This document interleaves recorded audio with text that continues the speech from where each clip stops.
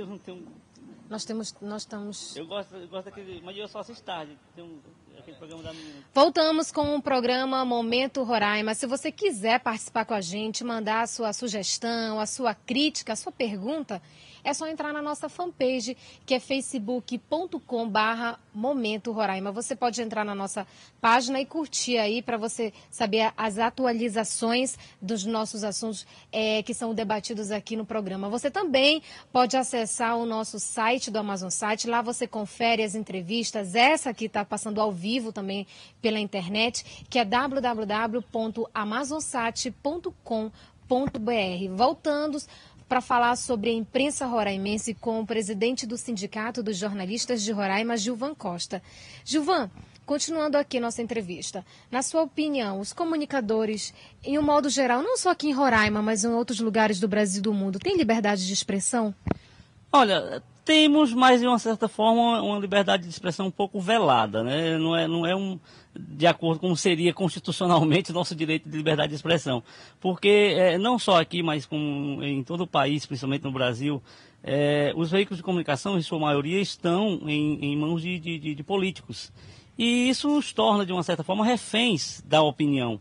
Porque temos que seguir uma linha editorial. Todo veículo de comunicação tem sua linha editorial. E se você tem um veículo de comunicação pertencente a um político, ele vai ter os interesses políticos dele e a linha editorial dele, inequivocamente, vai ficar sempre voltada para os interesses políticos dele. Dificilmente você vai ter uma situação diferente. Então, é uma liberdade de expressão que se tem, de uma certa forma, mas ao mesmo tempo você não consegue emitir a sua opinião. Acho que hoje o campo que se tem a liberdade de expressão melhor é na internet, né? Que ali você consegue emitir sua opinião. Acho que o profissional de imprensa, ele é atrelado sempre, e isso até de uma certa forma é meio que lógico, ele tem que respeitar a empresa onde ele trabalha, tem que seguir a linha editorial da empresa. Aí isso torna, de uma certa forma, refém da sua própria opinião. Aqui em Roraima, infelizmente, muitos meios de comunicação, né, são de políticos, né, Gilvan? Como é que você vê, então, a imprensa roraimense? Você falou dessa questão de liberdade, que muitos, né, têm que respeitar a linha editorial. Mas e agora? Mas e aqui em Roraima? Que muitos meios de comunicação aí são de políticos. Muitos não, na realidade acho que praticamente todos, né?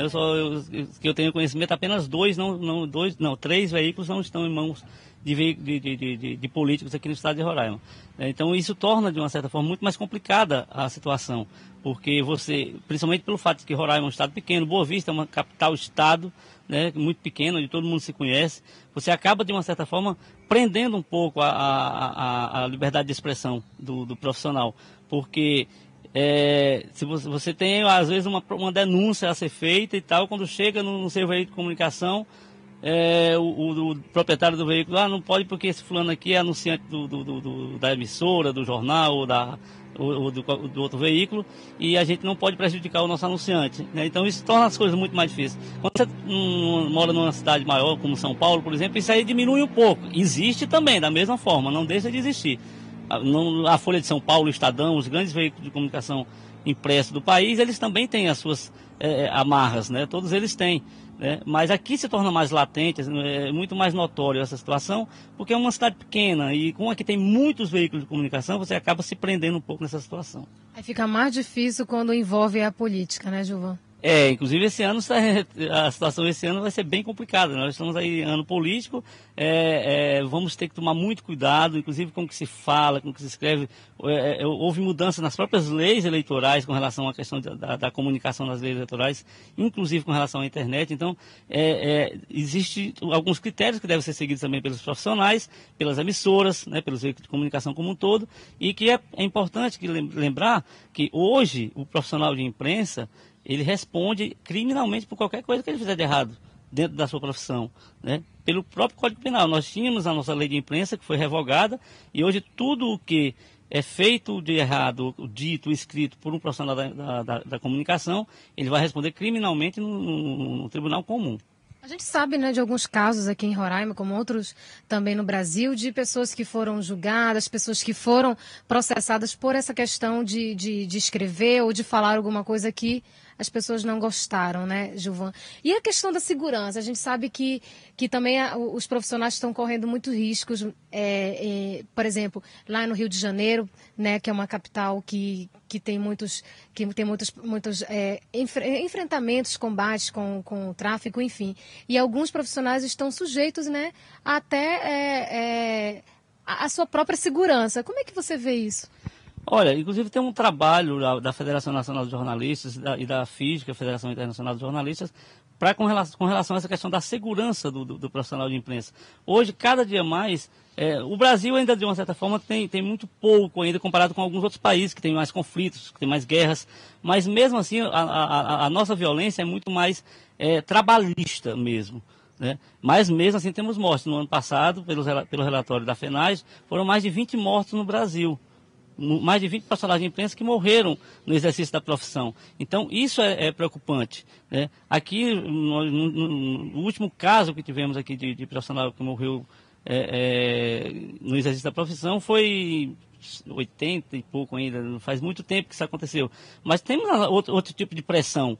Nós temos pressões dentro do próprio trabalho, assédio moral contra alguns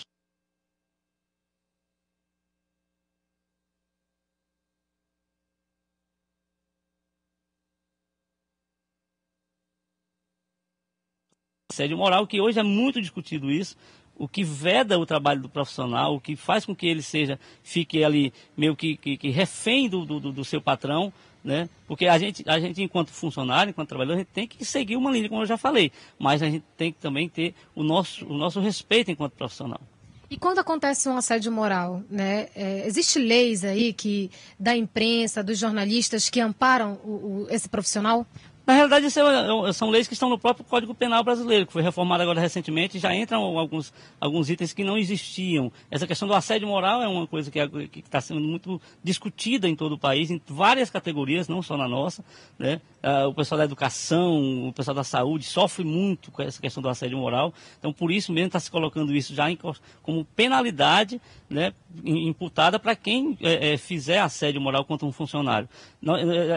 Já tivemos alguns casos aqui em Roraima, em anos anteriores, de servidores da comunicação que tiveram problemas com patrões, porque tinham que fazer isso senão ia ser demitido, tinham que fazer isso senão ia ser transferido, esse tipo de assédio, de situação. Então, aos poucos, a gente tem conversado, isso é um trabalho muito mais até de conversa do que propriamente jurídico, às vezes. Se resolve muito mais com uma conversa entre funcionário, patrão, sindicato, né, porque facilita mais o entendimento. Às vezes o funcionário tem medo de denunciar. Né? Muitas vezes acontece isso, ele tem medo porque se ele denunciar, ele pode achar que o patrão dele automaticamente vai demiti-lo. Ou então vai espalhar para os outros meios de comunicação. Exatamente, vai dificultar a carreira profissional dele para um outro meio de comunicação. Então, o profissional tem que entender que o assédio moral, principalmente, dentro da empresa, ele é crime hoje. É bom saber, né, que a gente vê muitos casos também disso e até os profissionais, como você falou, ficam calados, com medo, né, de falar, de denunciar por causa dessa questão. No próximo bloco a gente vai continuar falando sobre o sindicato dos jornalistas aqui em Roraima. O Gilvan vai explicar um pouquinho para a gente como é que está essa situação. Vamos para um breve intervalo e já voltamos.